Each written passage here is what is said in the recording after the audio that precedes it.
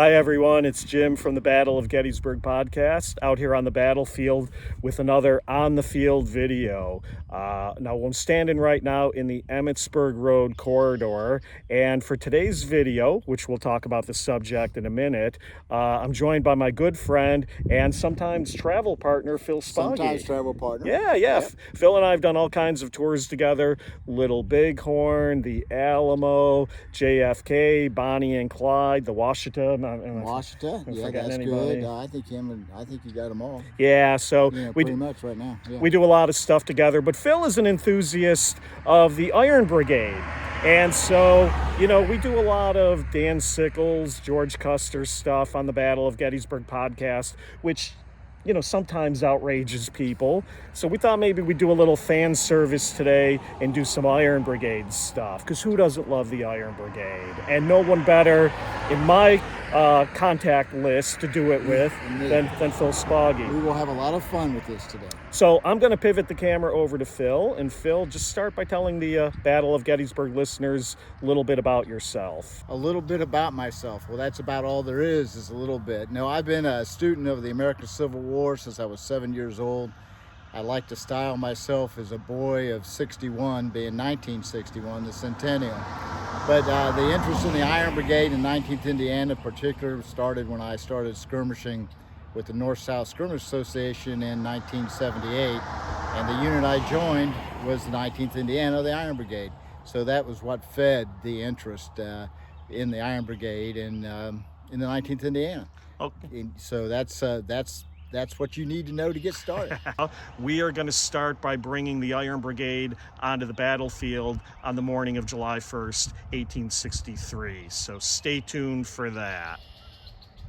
So we're starting at the Mertz Tavern, which is the building that is behind Phil right now. Probably many of you might know this as John Reynolds' headquarters on the afternoon of June 30th into the early morning hours of July 1st before he began his fateful march to Gettysburg.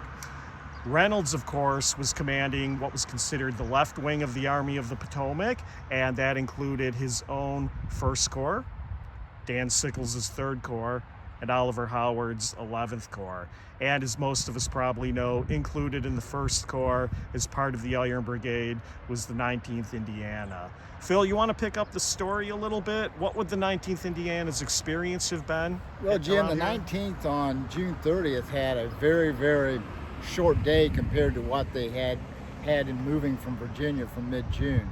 Actually, they started in Emmitsburg on the morning, which is only 3 or 4 miles that way. And they would end up, the brigade itself would end up at Marsh Creek, which is about 3/4 of a mile that way. So it was a short day, a very enjoyable day for the soldiers. And as we'll see in a little bit, Marsh Creek was a great place to have a bivouac. Yeah, and and there's still a lot of confusion among Gettysburg enthusiasts over why they are moving to Gettysburg on the morning of July 1st to begin with. Well, I think it's pretty straightforward. It is pretty straightforward. They're in search of the Army of Northern Virginia to see where Bobby Lee's boys are, where they're coming. I mean, they've got limited knowledge. I think Meade has got a good plan. He's put a good general in as the left-wing commander. We know Reynolds is highly thought of, and he's the wing that most likely is going to make the first contact. And I think Meade realized that too. Yeah, that's right. Yeah. And at the most simple level, the marching orders for July 1st issued on June 30th were to send the 1st Corps and the 11th Corps to Gettysburg. Yep. And it doesn't get much straightforward than that. And it was going to, for July 1st, that was going to be another short march because you're only probably 6 miles right now from Gettysburg. So I would imagine the guys in the Iron Brigade and the rest of the 1st Corps were maybe looking forward to these short 5 or 6 march days before they could bivouac. Yeah, so Abner Doubleday, while Reynolds is now commanding the wing, Doubleday is temporarily elevated to command of the 1st Corps. Reynolds and Doubleday meet in and around here, the tavern, 7 a.m., maybe 8 a.m. on the morning of July 1st, and they issue the marching orders for the day. Tell me if we're wrong, Phil, but as fate would have it, the Iron Brigade, part of Wadsworth's division, originally would have been trailing in the back end of the march, but they changed the marching orders. Exactly, they sure did. Cutler ended up being the 1st Brigade out on the morning of the 1st. The Iron Brigade was the second. Not that it would make any difference, really, but as history unfolded, it would make a difference when we came to discuss who fired the first shot. That's going to make, that's going to be a controversy that went on to the last veteran of the fight died. So, yeah. And the other thing, Jim, is this Bullfrog Road here was actually another avenue of approach to the Gettysburg area. And again, it's all about feeling to your left and trying to figure out where the Army in Northern Virginia is going to pop their head out of the gaps of the South Mountain. That's exactly right, and that's why Reynolds and the left wing are so important Yes. in the movements of the Army of the Potomac. Yes. Okay, so it's early morning, July 1st, 1863. The First Corps is going to hit the streets, for lack of a better word, Yep. and they are going to start moving in this direction towards Gettysburg. General Reynolds, seeing that Wadsworth's division of the First Corps is supposed to go last, Reynolds will say, no, I don't want you guys to wait for that. Go forward first. And as Phil said, that will kind of determine very much about the history of the Iron Brigade Really and the history of the Battle of Gettysburg. Really will. Yeah. And one last comment here too about Mertz Tavern. This is private property. We're standing on a kind of a public property, wink wink, next door. But don't come up to the Mertz Tavern and just knock on the door. I don't know much about the current ownership, but it's private property, so And respect remember the that. story, Reynolds slept on a series of chairs in Mertz Tavern, which I have always thought had to be the most uncomfortable sleep, if he even slept much the night of June 30th. Yeah, So, and they said when they woke him up with his orders, it took him a while to kind of come I together. don't So, blame him. Yeah. all right, so we're going to leave the Mertz Tavern now, and we're going to start to proceed along the Emmitsburg Road towards Gettysburg and follow the what many have called the last march of the Iron Brigade. Exactly. Well, Jim, here we go. We're going north up the Emmitsburg Road at a snail's pace, not quite as slow as the march was for the boys in 1863. But as we mentioned before, the Iron Brigade would go into bivouac at the crossing of the Emmitsburg Road and Marsh Creek. And I'll be honest with you, brother, I don't know of a more perfect place to bivouac than Marsh Creek. I've been over this stream in the land a couple times, and even though they had that short march of only 5 miles or 6 miles or so that day, they immediately made camp, started their coffee fires, and then would start to bathe themselves in the creek. So that was the story of Marsh Creek. We're coming up on Marsh Creek right now, and I might as well start by telling you that the 19th Indiana, as the brigade moved into bivouac, and the other regiments of the brigade were settling down, bathing in the creek, starting their meals, the 19th was informed that they weren't done for the day. They were going to have to march and become the divisional skirmish line. And there's Marsh Creek and the Marsh Creek campground area, a nice flat, cool area on a June evening. So, but for the boys of the 19th, it didn't work out that way. And they weren't very happy about it at all, because they were going to have another almost 3 miles to go before they get to their skirmish line. And when we get to that area, we'll tell you about their skirmish line. I think it's going to surprise some people. I think so We'll too. talk about that. So in that last segment, as you know, we were driving up the Emmitsburg Road. We crossed over Marsh Creek. We couldn't really stop. There isn't really anywhere to park over there to give you a view, but hopefully that ride gave you a sense of what the last ride of the Iron Brigade and John Reynolds would have been as they came to Gettysburg. But before we get into the fighting of July 1st, Phil has some interesting thoughts on where the advanced skirmish line of the 19th Indiana was. So I'm going to pivot around, and you'll see where we are in the background, and Phil is going to talk a little bit about that. We are in the shadow of the big round top, or the big mountain.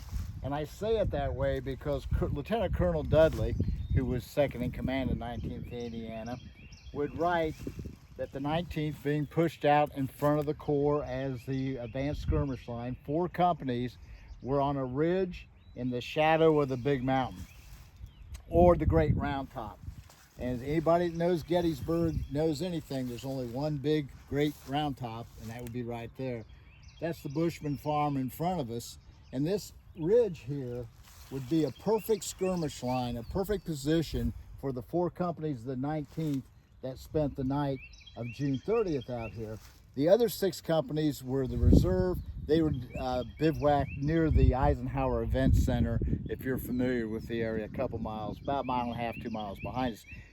What's important to realize, we talked about how the 19th men were very disgruntled because while the rest of the brigade was bathing in the cool waters of the creek and having their dinner, they were still on the march. However, that changed. William Roby Moore of Company K of the 19th, a 16-year-old Delaware, Indiana County boy, would say, while a bit disgruntled and envious that our black-headed comrades got to stop, build their coffee fires and relax, while we had to move beyond the Iron Brigade bivouac person along the banks of March Creek. He said the men soon found comfort in the food prepared for them by the Pennsylvania farm women. So you can imagine these guys being the first federal troops that these people have seen, except for Buford's cavalry moving through. You know, all of a sudden you've got federal infantry on the ridge above your house, and I'm sure the Sliders and the Bushmans and perhaps even the Sherfies women made sure these guys would leave on the morning of July 1st with full haversacks and full canteens of that good Pennsylvania milk. So this ended up being a longer day for the 19th, but at the end of the day, it actually turned out to be a pretty good position. So when you come to Gettysburg and you come to Warfield Ridge and you're thinking about July 2nd and Hood's attack and everything, take a moment to remember that there were federal soldiers here the night of June 30th. Yeah, very interesting, Phil. I think that is definitely an aspect of the June 30th positioning that people seldom ever consider, that they were this far forward. It is. And you know, you can read a lot of histories of the first day, and you can read some even histories of the Iron Brigade, and very rarely is it mentioned. Everybody, you think the whole brigade is camped at bivouac back of Marsh Creek, when in essence, and it makes sense, you had to have a skirmish line out in front of the First Corps, and the 19th Indiana drove the cart. To finish up, the morning of July 1st, they would just be waiting in position for the rest of the Corps and the divisions. Cutler's division would be first, or Cutler's brigade would be first, followed by Meredith's brigade. They would wait and they would fall in with the Iron Brigade as they came past. Mm-hmm. And Cutler, of course, I think had a reputation for getting his men on the road, breakfast or no breakfast. Well, Lysander Cutler was a black hat. Yeah, the little He was a gamecock. Wisconsin guy. I thick hat. That's what we're about on the Battle of Gettysburg podcast, right. though, getting fired up, getting jimmies rustled. We are, buddy. Jimmies are rustled. being rustled, Yeah. folks. So anyhow, yeah, we'll move on from here and kind of take you through July 1st. But again, next time you come to Gettysburg, pause here. It's a beautiful sight anyhow. Oh, and fantastic day to be doing this. To the Iron Brigade and Reynolds and the First Corps as they move towards Gettysburg. And we'll pass, among other things, the Joseph and Mary Sherfy farm coming up on the front left in a few moments. Phil, any thoughts? No, I tell you what, this is part of what we've termed their last march of the Iron Brigade. And you have to think of that brigade swinging up this road. They're pretty fresh. They have no idea they're actually going into combat quite yet. Rufus Dawes of the 6th Wisconsin, Lieutenant Colonel of the 6th Wisconsin, his troops are singing a German song, and he's so enthused that he has the fife and drum corps of the 6th Wisconsin break out, and the Campbells are coming. They're going to march into town, and pretty soon after that, in this area, the Peach Orchard area, they start hearing the booming of artillery and Buford's guns.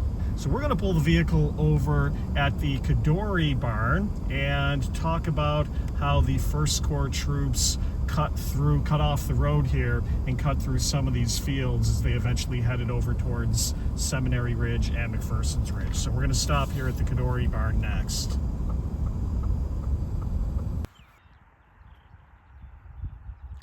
Camera now looking south down the Emmitsburg Road, so we and the First Corps have come in the direction towards the camera. Now, as we've talked about a couple times already this morning, and Phil alluded to the fact, initially it was thought there was probably not going to be much fighting that day. Be a short day. Yeah, Short day. we've got accounts from Charles Wainwright, Yep. of the 1st Corps Artillery. He says that Reynolds tells him we really didn't even expect anything to occur that day. I think he even stopped and tried to get his horse shine too, tried to find a blacksmith to get his horse shine too. Yeah, and Wadsworth, commanding the division, 1st Division of the 1st Corps, rode with Reynolds on this march, and Wadsworth basically testified later to the fact that Reynolds didn't really give me any orders that day, if he had any. And again, there's a lot of people who kind of wonder about the mystery of Reynolds' orders and that sort of thing. I think it's much more straightforward than that. We're coming up to Gettysburg, we'll get within supporting distance of Buford, and that's about it. Yeah, and I think the urgency started when they heard the sound of the guns, and then things started to happen here pretty quick. You can imagine, we know that Reynolds rode into town. We know from anybody who's watched the movie Gettysburg knows that he had, what goes, John? We know he talked to Buford. He would send his aides back because he realized the urgency that the cavalry was hard pressed, and it was by Army of Northern Virginia Infantry, and he had to get his 1st Infantry troops up. So when the aides came back, they tore down the fences in this area, and they would cut cross lots over to Seminary Ridge, then north on Seminary Ridge to the area of the Lutheran Seminary. And that was the route of the 1st Corps to get to the battlefield in a hurry, and just in time too. And we'll see that at our next stop. But again, this is one of those places when you do a tour of the battlefield, Cadore Farm, Pickett's Charge, Cadore Farm, Pickett's Charge, but the first day overlaps, and it's a very important avenue of approach for the Army of the Potomac, and it's something you should think about the next time you drive down Emmitsburg Road.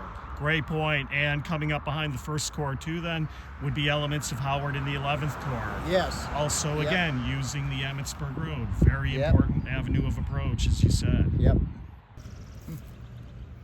We're now on West Confederate Avenue, just south of the David McMillan House. The camera right now is zoomed in onto where we were at the last stop, zoomed in and looking at the Nicholas Cadore barn. So, which, by the way, we probably didn't mention it. We should mention that's not the barn that was there during the battle. I know somebody will ding us if we don't say that. But the point being, that's where we were in the last video, and that is the direction now on the morning of July 1st as the 1st Corps cuts across country. As I pull back, they would have been marching towards the camera to the west and north as they start to cut across to what we know today as Seminary Ridge. Phil, any thoughts? No, I tell you what, Jim, you can envision this as they come across.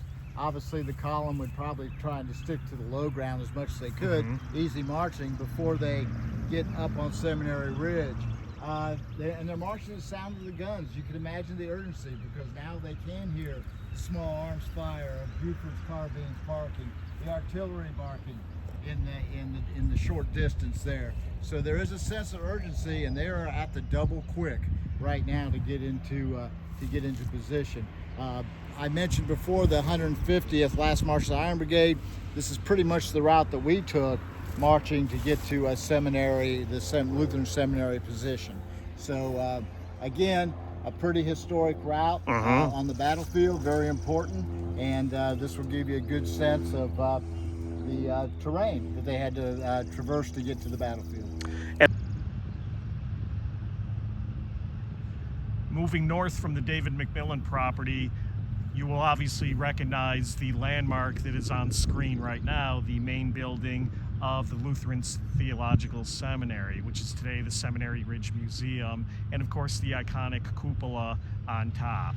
So let me now kind of pan back to kind of cover more of the ground as the Iron Brigade came across the top of the ridge and in the general direction. What I'm looking at right now, they would have been, of course, coming towards us. Have a quick passage from Colonel Henry Morrow of the 24th Michigan, which was one of the sister regiments in the Iron Brigade. And Morrow talked about basically, now picking up the pace. As Phil said earlier, the sounds of battle, they know there's an engagement here, so they picked up the pace. Morrow specifically described filing off to the left, which would basically match the route that we've been coming up. He said the town was now to their right, which in this case would be camera left. And Morrow talks about coming through these fields so quickly that they did not, in many cases, even have time to stop and load. So it's a very hurried march coming through here. I'm now going to pan towards Phil. And, you know, I appreciate that up to this point in the video, Phil has been wearing his stylish Battle of Gettysburg Podcast hat. But now as we get into actual combat, it's only appropriate that he don the black hat. More appropriate headgear. headgear. Iron Brigade of the West. Hey, don't throw that. Yeah. It'll be okay. Okay. All right, Phil, you want to take it away? What's going on now with our friends in the 19th? Iron Brigade with 19th Indiana is moving into position here. Sam Williams will write that they move into the rear of the, actually the rear of the Lutheran Seminary. A lot of people get confused. This is the rear side. The front side is on the other side where you enter to go in the Seminary Ridge Museum. The brigade will form here in echelon. You'll have the 2nd Wisconsin, 7th Wisconsin, 19th Indiana, 24th Michigan, and the 6th Wisconsin will be held in reserve. They immediately will go into action. They immediately advance into action. The 2nd will be first, and echelon will be the 7th. Behind them, shortly behind them, will be the 19th. The 19th will have their muskets already loaded because they were on picket duty. Wow. The Wisconsin regiments are loading on the run. So as they get into the swale, the 19th, one thing you need to understand, when troops are on the march, their flags are furled. They're in shucks, which are black covers for the flags. So the 19th and the other regiments, as they move into place, they're in such a hurry. The 19th color guard, Burlington Cunningham, and one of the other color guards, a young man by the name of Buckles, will pause, and Burlington will say to Buckles, "Pull the shuck, Abe, pull the shuck." The shuck being the cover, the Indiana name for the cover. A staff officer will ride up behind him and say, no, don't pause. We got to keep moving. And if you see, one of the reasons they didn't want the colors to fly is because they wanted an element of surprise on Archer's men who were in the Hearst Woodlot then. So if you're flying your colors above the rise of East McPherson Ridge, you're going to lose that. Well, they flew their colors in hand. They pulled the shuck, the colors are flying, and as soon as they step up on the ridge, they start taking fire from the Confederates of Archer's brigade. And as you know, this is the approximate time that General Reynolds falls wounded or actually killed in action about the same time. This is about 10 o'clock on July 1st in the morning. So now we've got the 19th and the Iron Brigade moving against Archer's brigade across this ground here. Very good.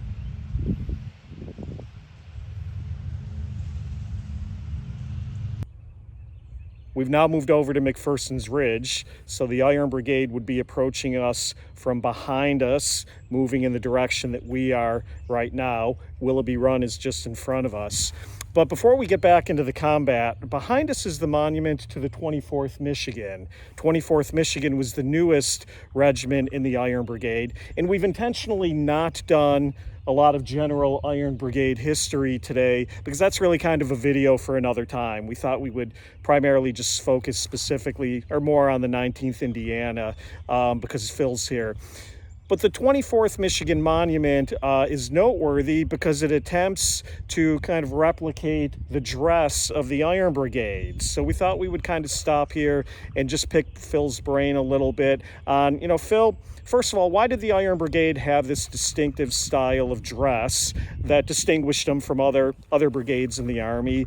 And two, I always see reenactors and living historians, fully decked out with the hat and the frock coat and the leggings and all this other stuff. So my second question is, by 1863, summer of 1863, would they have still been dressed like that? Well, the first dress starts in the spring of 1862, and it was actually Rufus King who put the Iron Brigade in the frock coat and the sky blue pants of the regular army.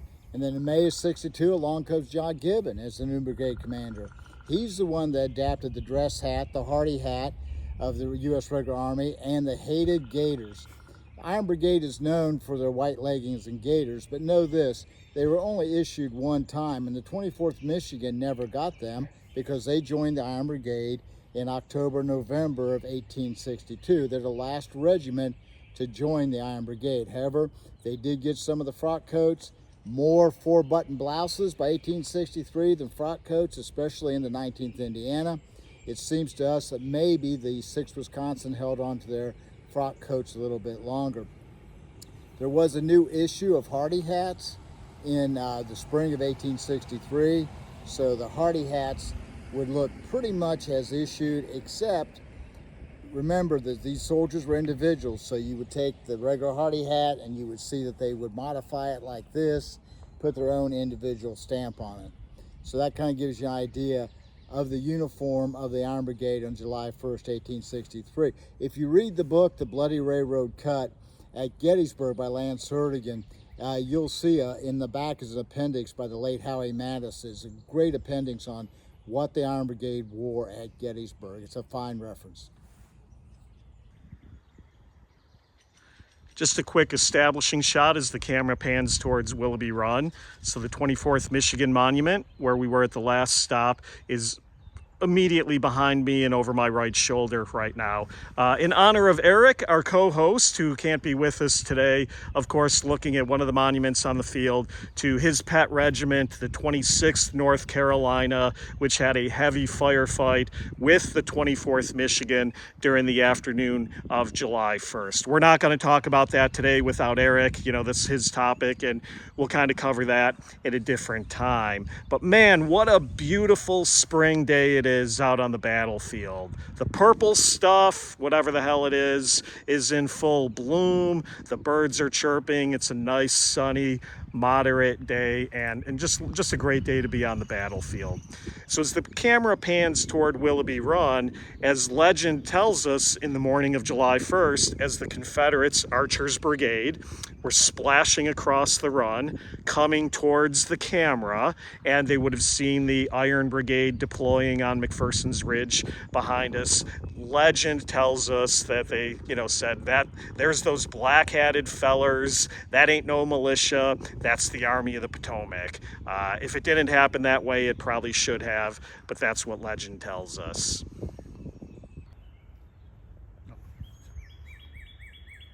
Okay, we're now looking at the monument to the 19th Indiana on McPherson's Ridge. Phil, you want to tell us a little bit about the 19th Indiana? Who were these guys? Who commanded them? Organized in 1861. Their first colonel was Long Saul Meredith, also known as Lincoln's Quaker general. He was 6 foot 7 inches tall, a Indiana politician, clerk of courts of Wayne County, had walked from North Carolina to Indiana as a youth with his family to start their new life in Indiana. They were Quakers from North Carolina. I think that Saul at times was a convenient Quaker to help his political aspirations along. Anyhow, by the time of the Battle of Gettysburg, Saul is now a brigade commander, and we could do a whole podcast on Saul Meredith, John Gibbon, and Saul in command of the Iron Brigade. He's brigade commander here.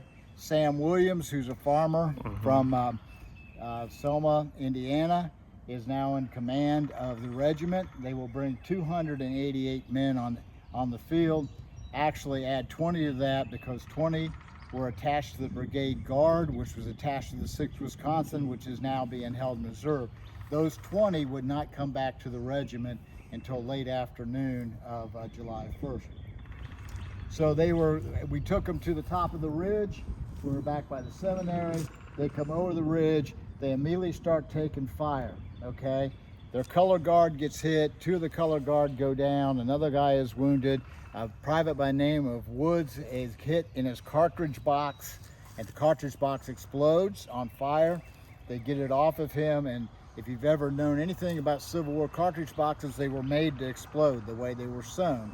So that probably saved that young man's life. So they come over the ridge, they take fire.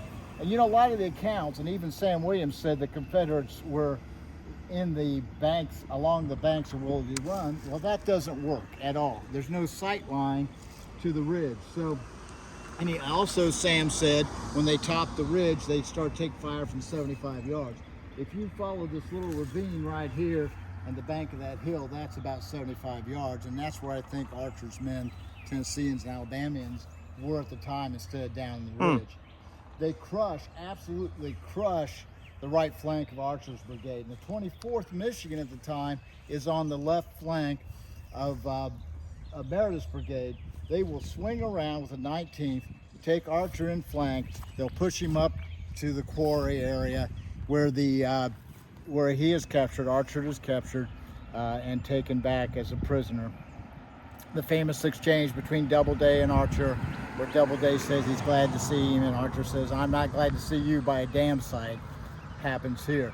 This action happened quick, and the casualties for the Iron Brigade, except for the second Wisconsin, which really got hit hard in the woods near where Reynolds fell, were really pretty light. I think Sam said that the 19th Indiana only had 3 or 4 men wounded in this morning phase of the battle. As Burlington Cunningham was the color bearer for the national flag, and he was shot right as soon as they topped the ridge. And our good friend Sam Buckles, who always wanted to, or Abe Buckles, excuse me, who always wanted to carry the flag, he was only about 16 years old, grabbed the national colors, splashed across Willoughby Run, up the other side of what would be Hare Hill, Hare Ridge, and to the point that Lieutenant Colonel Dudley is yelling at this young man, "Come back with that flag, you damn fool." The regiment is called back to the east bank of Willoughby Run. There's a lull in action except for some artillery fire. At that time, our Sergeant Major Blanchard of the 19th, Dudley will write that Blanchard is collecting muskets, and they break 200 or 300 Confederate muskets along the rocks of Willoughby Run. And for 40 years I've looked around and I've never been able to find any parts, but anyhow, they broke up the captured Confederate muskets. Also, Dudley will write that he presented Blanchard a sword of a Tennessee officer, which would have been Newton George at the time, as a sign of his rank, because as Sergeant Major, you weren't under arms. You did not carry a musket, and Blanchard did not have a sword, so he would have a sword now that was captured from a Confederate officer. So that takes us up to early afternoon. It's really quiet here in this sector, but there's ominous goings on to the west.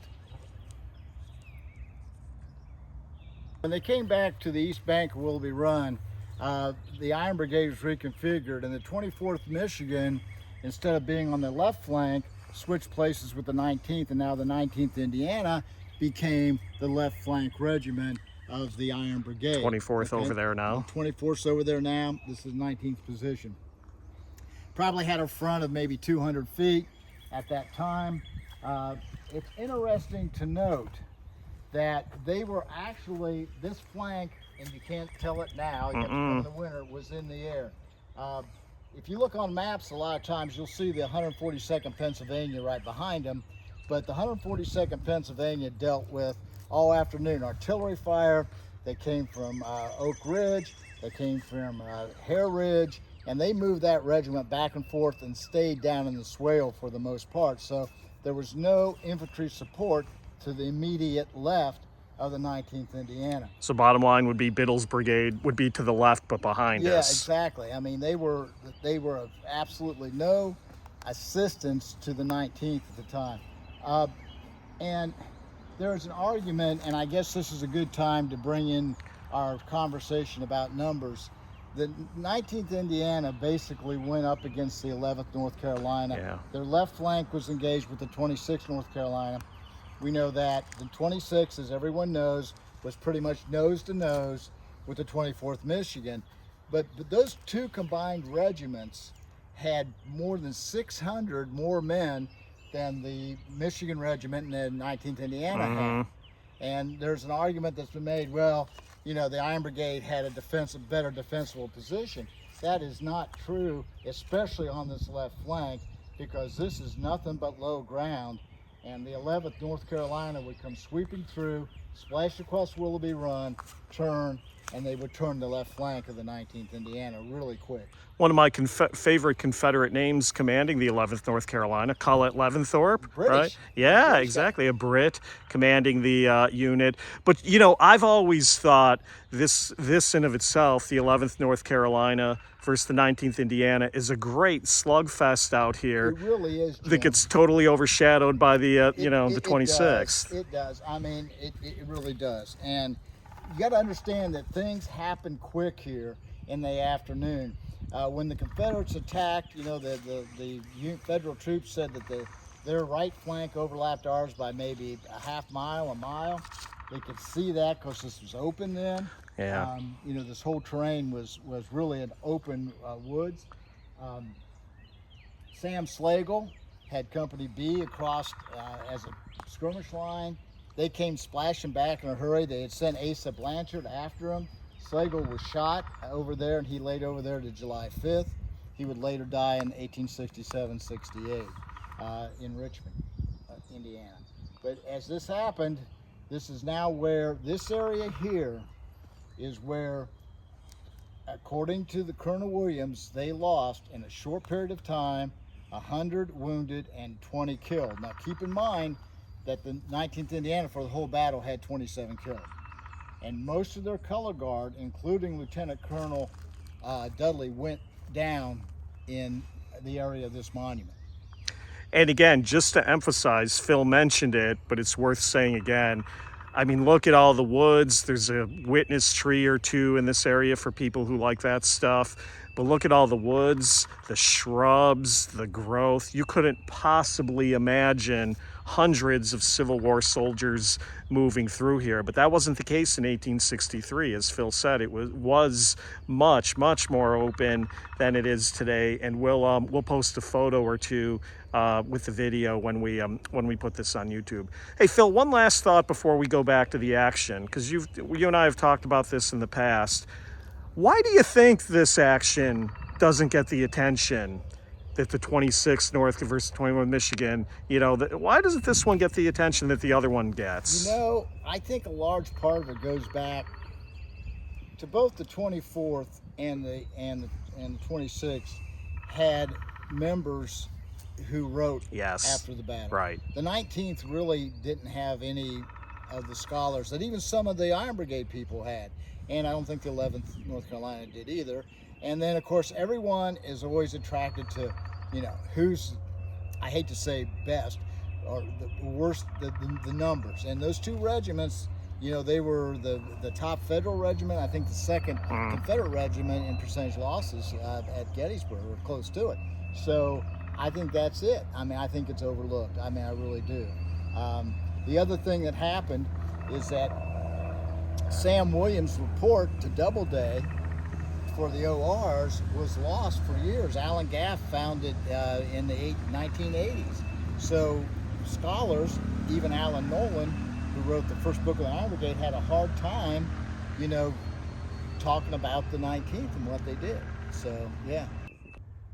So before we pick up the fighting again, wanted to just have a quick conversation with Phil more about the positioning of the 19th Indiana. He mentioned at the last stop that they really are in low ground. And so as I pan the camera back across the avenue, 19th Indiana Monument, low ground in front of us. I'm going to swing around this way to the Meredith Avenue sign where Phil is standing, and the higher ground of what is really Herbst Woods. Yes. It's not Reynolds Woods, it's not McPherson's Woods. It's Herbst Woods, the higher ground of Herbst Woods, which again had the 24th Michigan in the afternoon, and then other elements of the brigade. Phil, why is the 19th Indiana in low ground, and why are these guys on the higher ground? Well, I tell you what, I firmly believe that the reason 19th Indiana took position was changed to the left flank was because Meredith or perhaps Doubleday wanted an experienced regiment on that flank. The 19th was that. The 24th Michigan, having joined the Iron Brigade in the fall of 1862, really had not seen any of the hard combat the other regiments of the Iron Brigade had seen whether it was at Groveton or Gainesville, whether it's at Antietam. They had not experienced South Mountain. So I really think that they wanted to put the experienced regiment on the exposed flank. I really do. And the experienced colonel, too, in Colonel Williams. Excellent. And, of course, Doubleday later wrote that after Reynolds fell, Doubleday assumed that Reynolds wanted to defend this position. Yep. Doubleday committed to defending this position, and he also felt that the woodlot, the higher ground of the woodlot, which is now immediately behind Phil, was kind of the key to the position as well. You know, Abner, this was his best day, and at the end of the day, he would be relieved of command. Or at the end of July 2nd, I think, when Meade relieved, put John Newton in command. But he wasn't really known as an original thinker. Right. I think he just took Reynolds' plan, and Reynolds was adamant that this woodlot had all the advantages of redoubt and would control, especially Chambersburg Road, the avenue of approach there. So I don't know if it can control Fairfield Road. That's a pretty far reach. Mm-hmm. Which would be behind the camera. The other thing is, it was on McPherson's Ridge, and I think Reynolds wanted to have a defense in depth as he fell back towards town. If you go back to the next ridge, which is Seminary Ridge, you lose that depth pretty much. So, I think that is really part of the consideration, that Abner didn't want to change anything, held on to the original plan.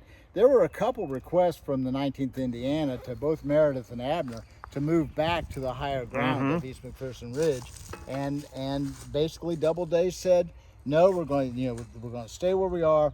This is the plan. And then Asa Blanchard, who carried the message, supposedly said, well, General, if you can't find men to hold it, the Iron Brigade will hold this ground. So there you go. I mean, that all took place in that law in the morning, say between 11 o'clock and before the ball dropped at 2 o'clock in the afternoon, 2 or 3 o'clock in the afternoon. As we talk about the action of the 19th that fateful afternoon, we were down near the monument where they first got hit by the frontal fire from the 11th North Carolina, some fire on their right flank by 26th North Carolina, and then the flanking by the rest of 11th North Carolina would move them out into position. It was said that the men of the 19th fell like leaves before the storm down there in a short period of time. So let's just think that 15-20 minutes they held. Their flank is compromised, and so Williams pulls back his left flank into the woods. The guys are taking cover behind the trees the best they can. The colors have fallen. Colonel Dudley tried to pick him up. He's shot. He would lose his leg. Burlington Cunningham, who was one of the color guards that was wounded, had come back. He was shot again in the leg. Abe Buckles got shot in the shoulder. And this is happening as fast as I can tell you it's happening. So the regiment starts to fall back, and they fall back this way, sort of. The 24th Michigan is going to hold their position. Remember, they're a pretty large regiment. They got 496 men versus the 280-ish of the 19th Indiana. And they've got a little better defensive position. They are on a little bit of a hill. So the 19th has fallen back, and Sergeant Major Blanchard is charged with trying to find men to fill the color guard. Now, color guard has 12 men, and by this time, most of the color guard is either dead or wounded. William Roby Moore would write that we lost 20 men carrying the colors that day. So Moore writes that he came back, he fell back, and he initially was asked to take the colors by Lieutenant Macy. And he said, I won't do it. Now, there's a story that Henry Marsh, who was the hospital steward of the 19th, Henry wasn't on the field, he was back at the railroad station at their aid station, said that when the first person that Lieutenant Macy asked to pick the colors up said, go to hell, I won't do it. William Roby Moore said, I won't do it. I think William Roby Moore is that guy, but he relented quickly, and he grabbed the national colors, and he said that he was about 20 yards to the left of Sergeant Major Blanchard, who was waving the regimental banner, and that's the blue regimental banner, not the national flag. And he said the rest of the regiment had fallen back, and were firing over their heads. So if you take a look at this position here, this is the only basically area that the 19th would have fallen back. They were behind a wood fence at the time, what was left of them, and they were trying to resist the flank attack of the 11th North Carolina. Willoughby Moore quickly took a mini ball that took off his middle finger as he was holding the colors, and he said, I could tell we were being flanked, I'm paraphrasing, because the shot came in from the left. If it would have come from the front, I would have been killed immediately at my breast. Sam Williams, Colonel Williams, tells William Willoughby Moore, go to the rear. He's trying to find somebody to get the flag to, and this is a real confused episode. Burr Clifford ends up with the flag. He's shot. Burr Clifford shot. He falls on the flag. A couple lieutenants, one of them Crockett East, who would be killed here. They under orders from Colonel Williams to furl the flags because at that time everybody's getting shot that's waving them, and you know, they're falling back. Immense confusion, if you can just imagine. Asa Blanchard would see Burr Clifford trying to get off the field with the flag at the time too, right before they were going to furl him, and he thought Clifford was running for it. He grabs the flag from him and unfurls the flag, takes the shuck off, starts waving the flag, and he is immediately shot in the leg and bleeds out really, really quick. He dies. His famous last words were, tell mother I never falter. And did he really say that? We don't know. The first account of that was in Charles Coffin's book, written in 1866. So you know, so maybe he did. The 19th at that time, and what we figure the area to be where Blanchard fell, Dudley would write that it was, even though he wasn't on the field, that he was within 100 feet or so south of where Reynolds fell. Okay. So we know that's kind of a moving target sometimes too. Right. So if we walk up to the top of this hill, it was in that area as they fell back that Blanchard fell. Hey, and the camera again pointing in that direction towards Reynolds Avenue. Hopefully as I zoom a little bit, you can make out the top of the cupola on the horizon at the seminary. Abner Doubleday's statue over here, just to kind of give you an idea of which direction we're looking at. But Phil mentioned Reynolds' death. The Reynolds memorial to mark the approximate spot of where he was killed would be over in this direction through the woodlot.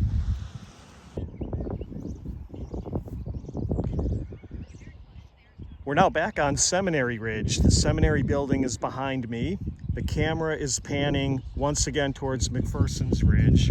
But when we were here earlier talking about the movement of the Iron Brigade across this ground, now we're talking about a very different situation, the retreat of the brigade back through this ground. So I'll pan the camera towards where we were a few moments ago, as Phil was talking about Asa Blanchard and the retreat of the 19th specifically, and the brigade as a whole. But they would have been coming across the ground towards the camera, and I'm going to pan over to Phil and let him take the story. Okay, thank you, Jim. Sam Williams has fallen back. The rest of the Iron Brigade is starting to fall back. They've been flanked out of position. Further to the left, Bill's brigade is being flanked out of position. Things are folding up, and that's more of the story that we want to get into.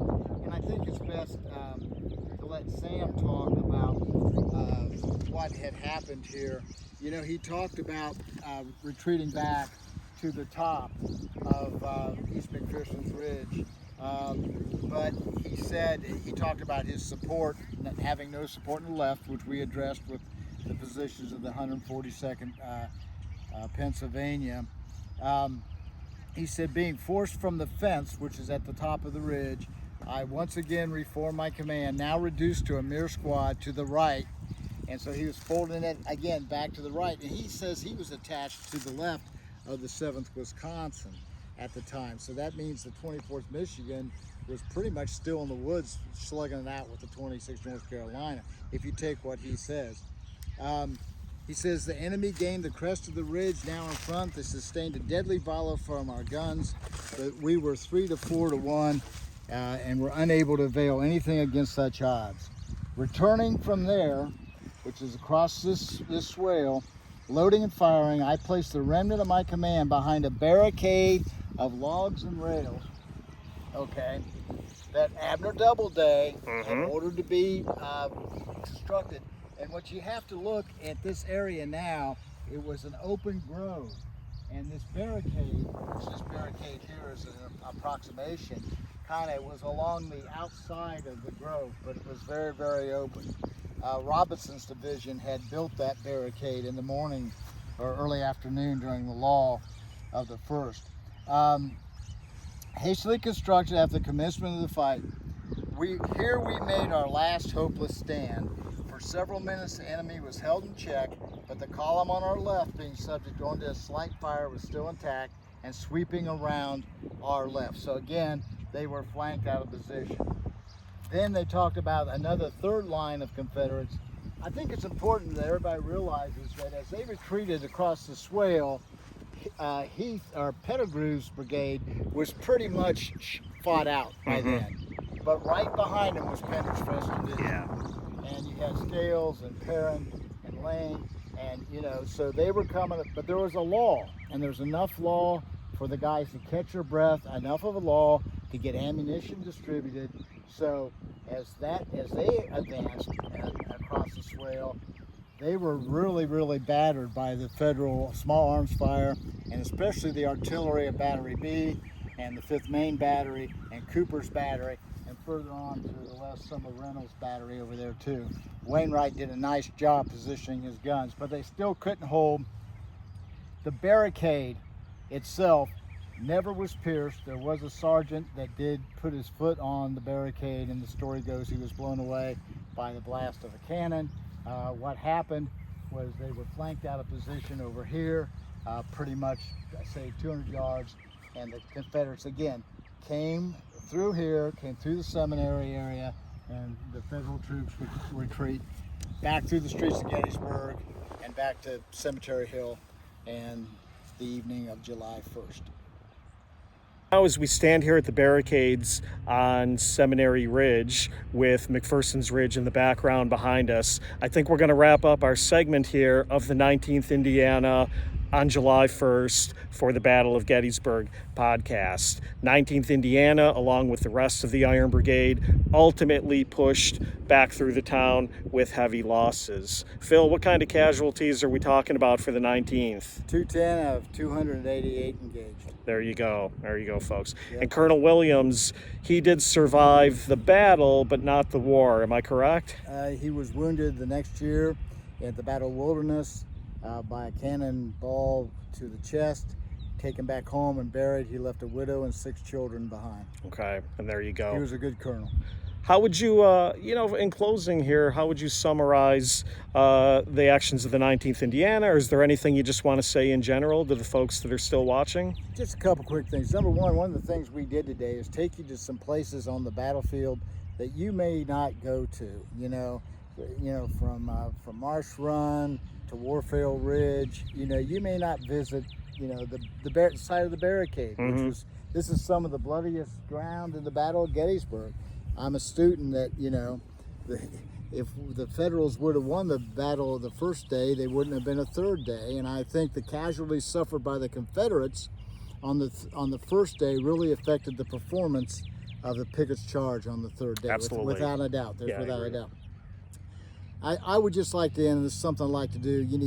None of what we do when we interpret this and study this battlefield, I like to say, we stand on the shoulders of others. And for me, it's my friend Lance Hurtigan, the Boss Black Hat, author of many books on the Iron Brigade. Friend Mark Storch, who's a great Iron Brigade, Wisconsin scholar, And Phil Harris, who has the Iron Brigade or the Indiana website, a wonderful 19th Indiana website, where he has virtually found the resting places of all the men that served in the 19th Indiana. Those are some of my friends, and we go back and forth, and I would not be able to do any of this without their help, that's for sure. And that's a great call out too. I think especially in this age where so much history is on podcasts, it's on YouTube, like what you're doing right now, and frankly people can get away without citing sources. So it's important for to take Phil's advice and remember the historians who have come before us and whose work we build upon. Yeah, we wouldn't be here without them. That's telling the story.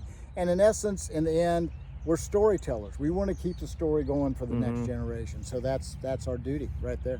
Very good. Well, we're going to sign off from this installment of the Battle of Gettysburg Podcast. Phil Spaugy, thanks as always for coming out and helping us with the 19th Indiana today. We'll do more on the Iron Brigade and, of course, all kinds of other Battle of Gettysburg topics, either on the podcast or here on the podcast YouTube channel. So hope you'll check out more of our stuff. Thanks, everybody. See you later. It's been a pleasure. We'll see you next time.